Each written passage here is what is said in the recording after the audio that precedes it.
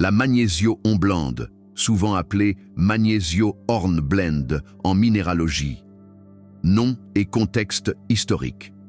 Le terme Hornblende date de 1789, introduit par le minéralogiste Abraham Gottlieb Werner. Horn, corne, pour la forme allongée des cristaux et blende pour sa ressemblance trompeuse avec des minerais métalliques sans métal exploitable. Magnesio Hornblende désigne une variété riche en magnésium au sein du groupe des amphiboles, par opposition à la ferromagnésienne, plus riche en fer.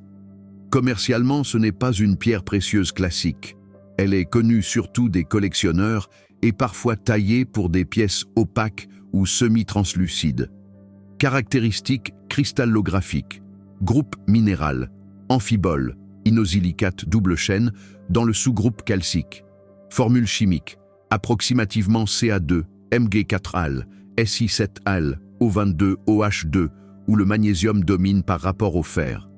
Système cristallin, monoclinique, classe prismatique. Dureté, 5 à 6. Densité, 3,13 g par centimètre cube. Clivage, bon, typique des amphiboles, avec angle caractéristique. Lustre, vitreux à subvitreux. Couleur et aspect. La Magnesio Hornblende montre surtout des teintes dans la gamme. Vert, moyen à vert foncé. Parfois vert noirâtre à brun noir selon composition et impureté.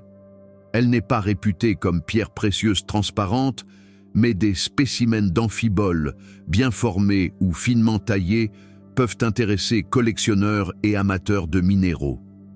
Gisement remarquable. Alpes suisses et italiennes. USA. Autres occurrences mondiales dans gabbros, amphibolite et schiste riches en amphiboles. Elle est souvent associée à d'autres amphiboles et silicates dans ces roches. Marché de synthèse. Il n'existe pas de synthèse commerciale de Magnesio Hornblende pour les gemmes. Comme beaucoup d'amphiboles, ce minéral est produit naturellement. Aucune version synthétique, type laboratoire pour joaillerie, n'a de marché établi. Prix moyen sur le marché.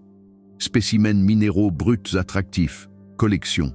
Souvent dans une fourchette de 10 à 40 $ par carat selon esthétique et taille. Pièces facettées rares, opaques ou semi-translucides. Généralement de 40 à 80 $ par carat, car ce n'est pas un gemme traditionnel mais plutôt un rare curio pour collectionneurs.